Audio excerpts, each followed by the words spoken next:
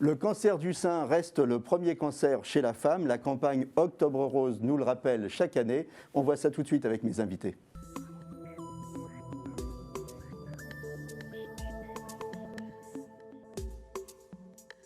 Alors avec moi sur le plateau, le professeur Axel Kahn, vous êtes président de la Ligue contre le cancer. Docteur Grégory Lansner, vous êtes radiologue et responsable scénologie à la FNMR. Qu'est-ce que c'est la FNMR, rappelez-nous? C'est la Fédération nationale des médecins radiologues. Voilà. Et Christine Salin-Chevalier, vous êtes présidente du fonds de dotation RL et vous faites plein de choses pour les femmes atteintes de cancer. Alors comme vous pouvez le constater, on porte tous des masques sur le plateau. Et il y a une raison, et la raison, c'est Axel Kahn. En effet, j'ai pris l'habitude d'avoir un masque, tout simplement parce que ça fait assez longtemps, et j'ai été de ceux qui ont demandé au président de la République de le faire.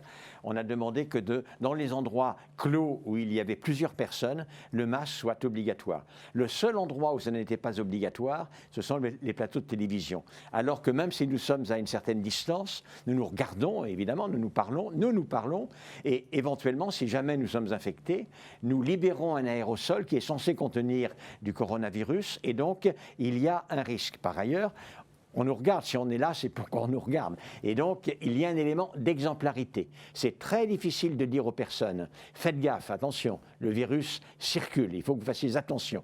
Et en disant ça, justement, on ne fait pas attention. On n'a pas de masque. C'est incohérent. Et par conséquent, maintenant, sur les plateaux, je porte un masque. Donc, c'est dit. Et c'est en plus un masque... Octobre Rose. Octobre Rose, voilà. Rose. La situation en chiffres... Premier cancer chez la femme, une femme sur 8 sera atteinte, 90% des cancers du sein ne présentent pas de symptômes et s'ils sont pris à un stade précoce, la guérison c'est dans 90% des cas, d'où l'importance des campagnes de sensibilisation, Axel. Oui, c'est absolument fondamental. Même pour les très petits cancers, la guérison est de plus de 90%. Aujourd'hui, la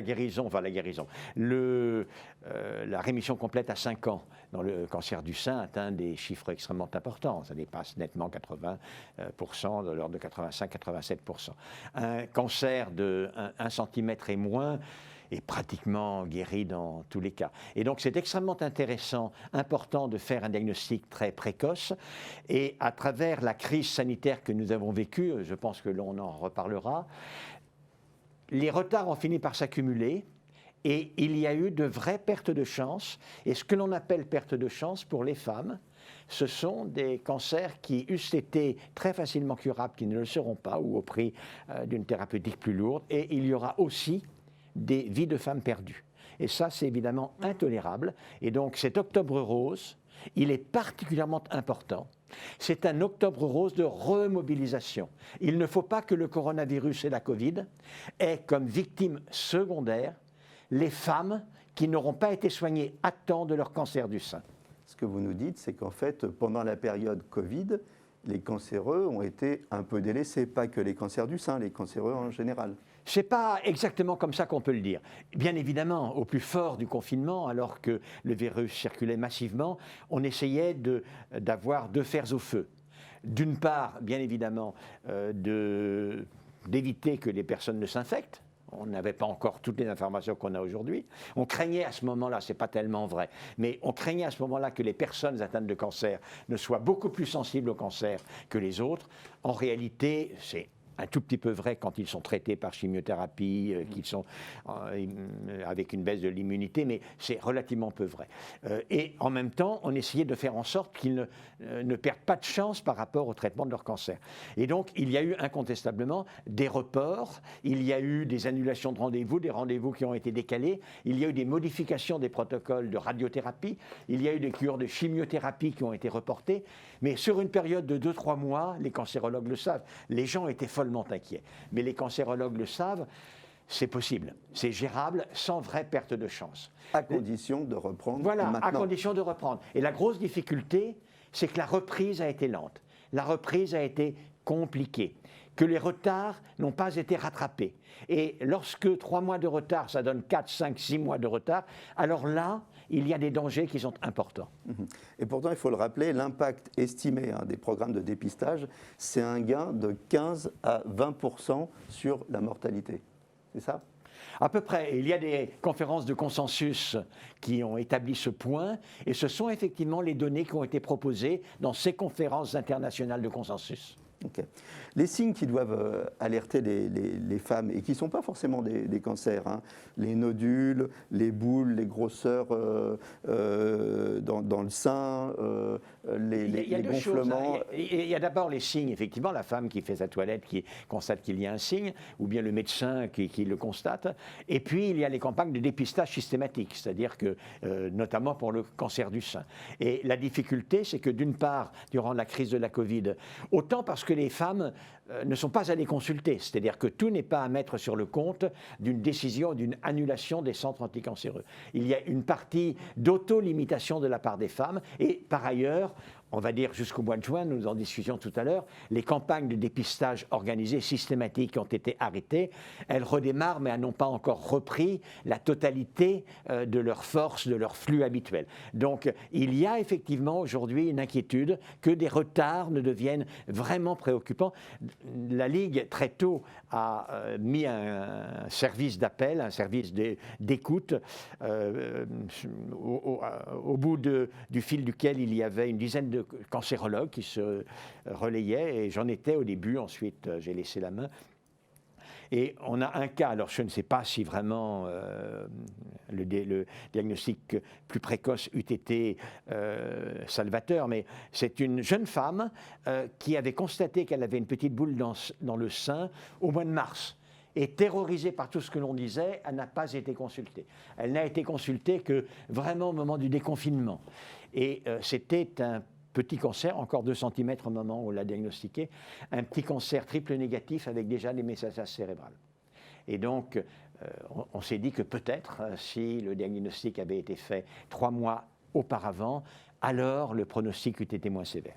Donc si on a en fait un message à passer aujourd'hui, au début de cette campagne Octobre Rose, c'est qu'il faut vraiment reprendre très très vite le dépistage. Le dépistage, c'est aussi l'imagerie. Je me tourne vers vous, Grégory Lansner, vous êtes radiologue. L'imagerie, elle joue un très grand rôle dans le dépistage. Alors on va repartir de la base. Une mammo, qu'est-ce que c'est ? Alors, le dépistage mammographique est essentiel. C'est le fer de lance de cette campagne. Parce que le radiologue va être vraiment au cœur de la prise en charge de la patiente. C'est lui qui va la recevoir, la rencontrer et organiser après la suite s'il découvre quelque chose. Le dépistage, c'est quoi ? C'est toutes les femmes entre 50 et 75 ans qui vont effectuer une mammographie tous les 2 ans, accompagnée d'un examen clinique. C'est pas juste faire une image. Répondez à la question. Une mammo, qu'est-ce que c'est ? Faites pas comme les politiques, ils posent une question et ils me répondent autre chose. Moi, je peux répondre. Qu'est-ce que c'est une mammo ? Une mammographie, en fait, c'est une patiente qui se rend à un cabinet de radiologie et qui va effectuer une radiographie de son sein.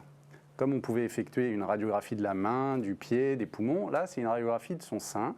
Elle va donc arriver, on est sur un appareil de radiographie avec des rayons X, c'est vrai, des doses qui sont très faibles, le plus faible possible, et on va placer le sein dans un appareil qui va comprimer le sein. Alors c'est vrai que ce n'est pas très agréable cette sensation de compression. Les constructeurs ont vraiment travaillé à améliorer ceci. Maintenant on a des appareils qui ont des compressions beaucoup plus douces, on a même des machines où les patientes peuvent elles-mêmes pratiquer la compression, c'est-à-dire ce sont elles qui appuient sur l'appareil pour faire la compression. Et on se rend d'ailleurs compte que souvent, elles arrivent à comprimer le sein beaucoup plus que quand c'est un manipulateur qui le fait à leur place. C'est-à-dire qu'elles peuvent aller plus loin dans la compression. Plus on comprime le sein, plus la qualité de l'image sera meilleure. Oui, mais il n'y a pas l'appréhension. C'est-à-dire que là, on décide de la compression, alors que sinon, on subit. Ce n'est pas la même appréhension. Exactement. C'est important de travailler sur l'appréhension. Hein. Ben oui, on leur parle. Alors, on a maintenant des machines qui sont aussi décorées avec des lumières, des choses pour être dans une ambiance plus apaisante. Pas une salle blanche triste.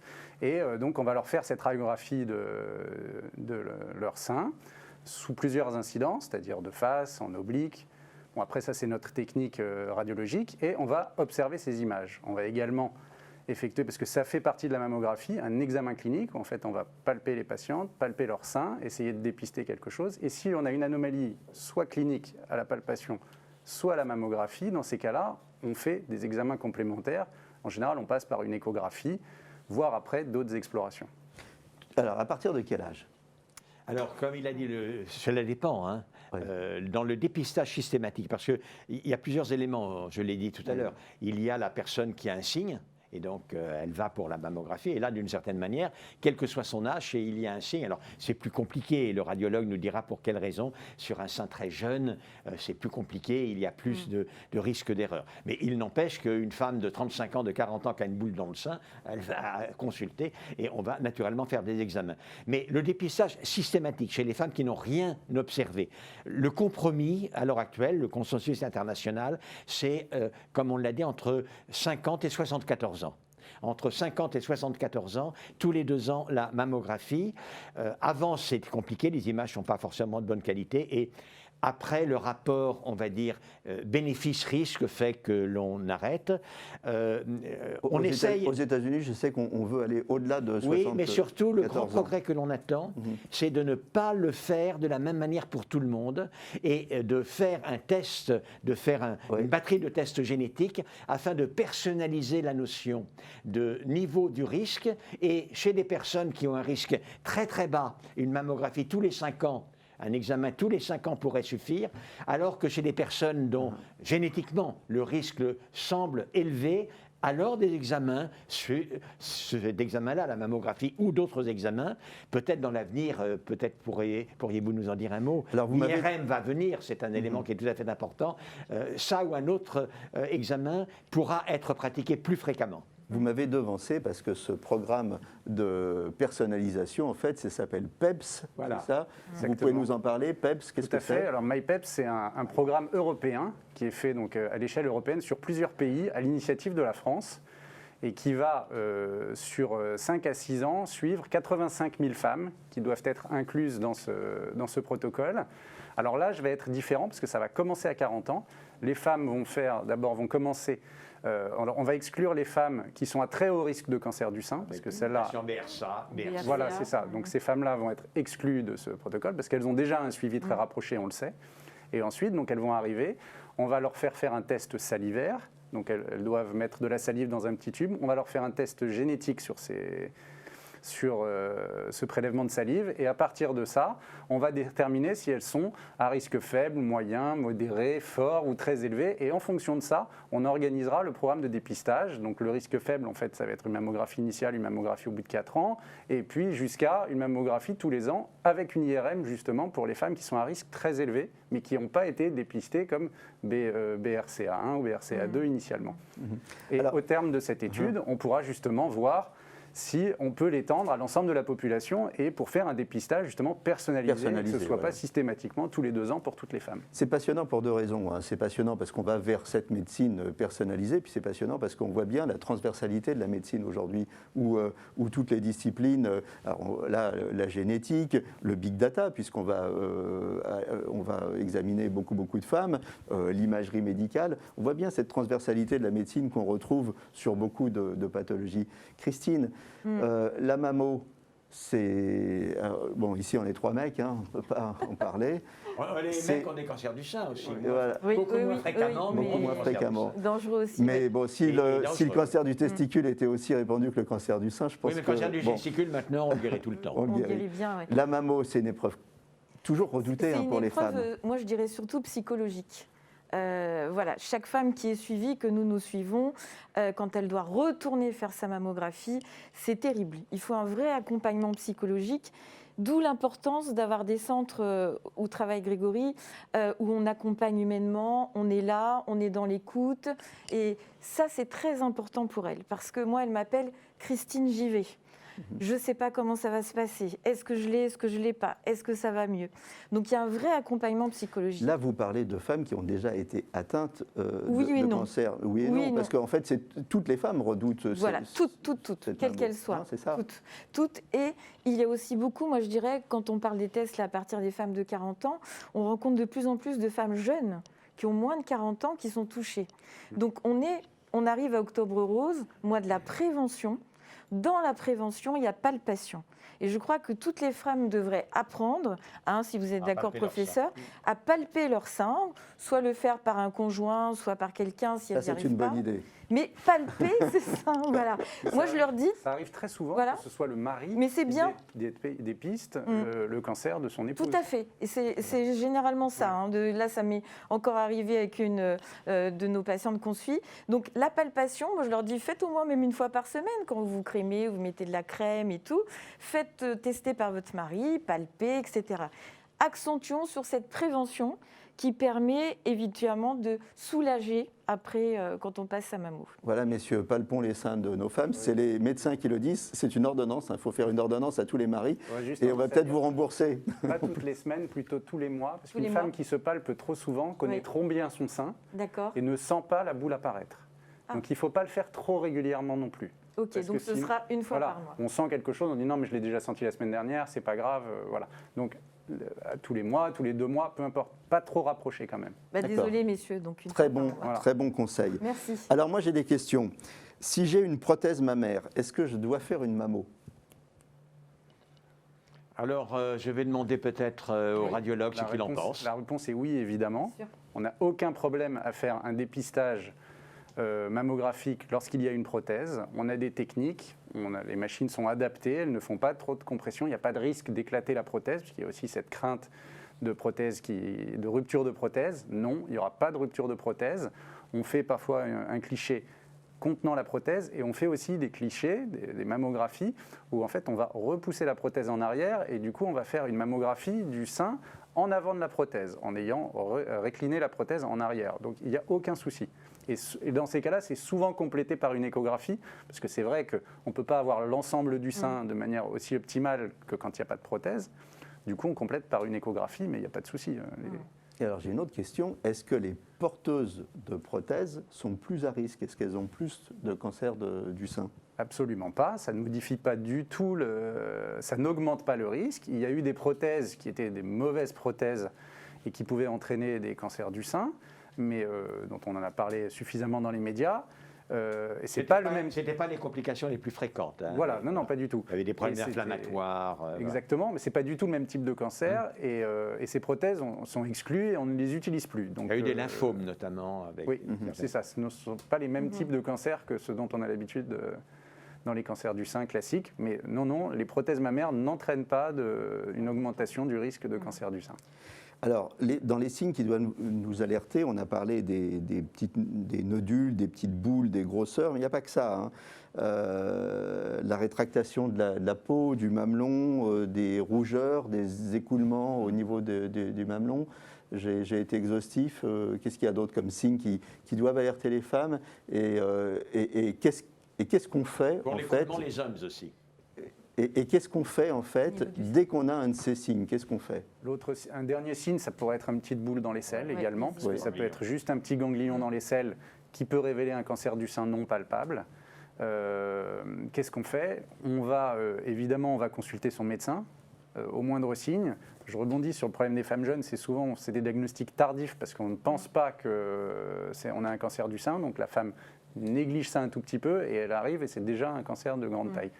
Donc vraiment, le site, c'est dès qu'on voit quelque chose, dès qu'on sent quelque chose d'anormal dans son sein, il ne faut pas hésiter à aller consulter et il ne faut pas hésiter à aller demander un examen d'imagerie. Chez les femmes jeunes, on aura plus tendance, vingtaine, entre 20 et 30 ans, plus tendance à faire une échographie d'abord, en première intention, parce que souvent la glande est plus importante, plus dense, donc on voit mieux à l'échographie qu'à la mammographie. C'est ce que disait M. Axel Kahn tout à l'heure. Qu'on pourra compléter par une mammographie si besoin, mais on commence en général par l'échographie. Et c'est vrai que c'est un examen irradiant, donc autant ne pas irradier les seins des jeunes filles trop tôt. On préfère attendre un petit peu. Et de toute façon, donc, le moindre signe, l'important c'est on va voir son médecin, il prescrit un examen d'imagerie, mammographie, échographie. C'est à nous, médecins radiologues, de décider quel va être le meilleur examen, si on commence par l'échographie, si on commence par la mammographie, s'il faut compléter l'un par l'autre. En termes de statistiques, simplement, ce que vous nous posez comme question est très important, parce qu'il y a une certaine tendance à la diminution de la fréquence des cancers maintenant où la thérapie substitutive de la ménopause a à peu près été arrêtée. Incontestablement, ça a un peu augmenté la fréquence des cancers du sein post-ménopausique. Donc ça, c'est en train de décliner. En revanche, les cancers chez les femmes jeunes ont plutôt tendance actuellement à augmenter et notre vision des cancers du sein doit se modifier. C'est une des raisons pour lesquelles, pour l'avenir, personnellement, j'aimerais avoir votre sentiment. Je pense qu'elle aussi évolue techniquement énormément, qu'une utilisation plus systématique de l'IRM serait un très grand progrès. Oui.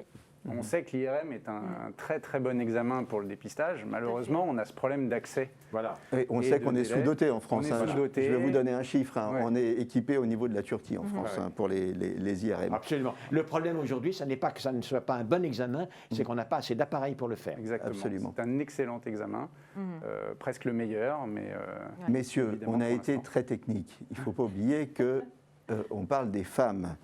Et on parle des femmes et on parle d'une maladie qui est difficile à vivre, comme toutes les maladies, mais le cancer du sein, c'est difficile à vivre.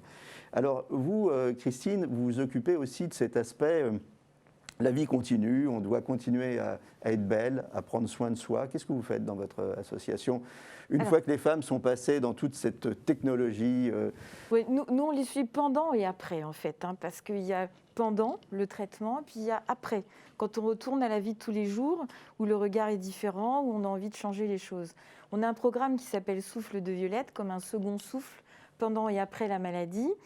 Et l'idée, c'est de les accompagner psychologiquement, de les aider à renouer avec leur corps, les aider aussi dans leur relation familiale, avec l'entourage, avec les enfants, avec son mari, voilà, de se poser. On collabore beaucoup d'ailleurs avec la Ligue contre le cancer, on collabore avec d'autres associations aussi. L'idée aujourd'hui, c'est d'être ensemble pour des mêmes actions. On aide au retour à l'emploi. On a initié le coaching emploi qui a été suivi en France. Il est important d'aider une femme à retrouver un nouvel emploi ou à maintenir son emploi. Et puis aussi, on fait du coaching parce qu'il faut... Beaucoup de femmes qui ont un cancer du sein perdent leur emploi, c'est une question. Perdent leur mari aussi parfois. Oui. Alors, on avait des chiffres qui étaient à peu près 75% des hommes quittent leur femme quand elles ont un cancer.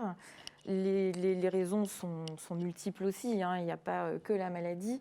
Mais l'emploi, il est difficile souvent de maintenir son poste pour plein de raisons. Donc, il est important aussi on travaille beaucoup avec des DRH pour former des entreprises. Il y a beaucoup d'associations aussi qui ont créé ce genre de choses pour expliquer que ce n'est pas parce qu'on a eu un cancer qu'on est mort, qu'on est terminé. Au contraire, c'est une renaissance, c'est une nouvelle vie avec de nouvelles envie d'avoir souvent une nouvelle activité professionnelle, envie de s'accomplir différemment. Donc, nous, on est là pour les accompagner. Et à travers, je disais, le coaching de vie, c'est surtout aussi de gérer les peurs, les angoisses. Il y a beaucoup d'angoisses.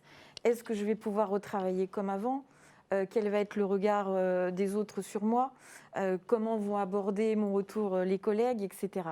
Donc l'idée, c'est vraiment un accompagnement complet dans plein de domaines, aussi bien physiques que psychologiques, pour les aider à se réinsérer dans la vie de tous les jours. Est-ce que vous faites, alors vous leur faites oublier aussi la maladie de temps en temps en organisant des soirées. Moi, j'ai été invité à une de ces soirées. Non, je n'ai pas été invité au Crazy Horse. Moi j'ai fait la soirée cuisine. Parce que l'alimentation et le cancer, c'est important. Mais moi, j'ai fait la popote, je n'ai pas fait le Crazy Horse. Ceci dit, j'ai trouvé ça très, très sympa parce que c'est vrai que l'espace d'une soirée, vous leur offrez un peu de rêve et l'espace d'une soirée, on oublie sa maladie, c'est important. Il faut une bulle d'oxygène. Mais ça, je le dis tout le temps, c'est valable pour tout le monde. Il faut savoir dire stop à un moment dans sa vie et se dire, voilà, je vais m'accorder du temps, je vais oublier un temps la maladie et je vais aussi apprendre à vivre, à prendre l'air, à faire des choses qui me plaisent. Je pense que psychologiquement, professeur, c'est très important de pouvoir avoir cet accompagnement pour se sentir bien et pour guérir après. La Ligue, naturellement, avec des partenaires comme l'association de Madame, la Ligue est extrêmement active dans ce domaine-là. La Ligue, vous savez, a 500 relais, antennes et centres d'accueil sur toute la France, à Saint-Pierre-et-Miquelon, en Nouvelle-Calédonie, à Papeete. On reçoit plus de 40 000 personnes et à 80% des femmes et beaucoup de cancers du sein pour tout ce que l'on appelle ces soins de support, qui sont la socio-esthétique, la nutrition, l'activité physique adaptée, la psychologie, l'oncopsychologie, des fois des choses un peu plus ésotériques comme la réflexologie plantaire. Tout à fait. J'ai toujours trouvé ça singulier, mais enfin les femmes aiment bien ça. Elles trouvent que c'est apaisant. règle Mais générale. vous devriez Voilà. essayer, ça fait du bien. je vous Voilà, assure. absolument, je suis sûr. Et c'est très, très important. Et pour ce qui est de la socio-esthétique, le message que l'on a, c'est que pour être guéri d'un cancer, il ne faut pas simplement que la tumeur ait cessé d'évoluer. Il faut que dans les yeux des autres, on soit guéri et que quand on se regarde dans un miroir, on soit guéri. Et par conséquent, l'apparence de la guérison n'est pas beaucoup moins importante que la réalité de la guérison. Et il faut absolument que cet investissement pour offrir la totalité d'une femme à elle-même, après qu'elle a été traitée, guérie pour son cancer, soit considéré comme une priorité. Tout à fait. Et le fait qu'elle se retrouve femme, même quand elle a perdu ses cils, ses sourcils, ses cheveux, nous avons parlé du Crazy Horse, le perruquier du Crazy Horse qui est notre partenaire. Donc forcément, elles repartent et la Ligue nous les envoie d'ailleurs avec de magnifiques perruques. Voilà, à chaque fois, on essaye de les accompagner au maximum. Et ben voilà, beaucoup de choses à dire sur le cancer. On arrive au terme de cette émission. On en fera d'autres pendant Octobre Rose. Merci, professeur Axel Kahn. Je rappelle que vous êtes président de la Ligue contre le cancer. Grégory Linsner, vous êtes radiologue à Paris et vous vous exprimiez au nom de la FNMR, la Fédération nationale des métiers de la radiologie. Et Christine, merci pour ton énergie, je dis ton, parce qu'on se tutoie dans le privé. Merci à Voilà, toi. gros bisous les filles, on vous aime et à bientôt pour un nouveau numéro de Capital Santé. D'ici là, portez-vous bien.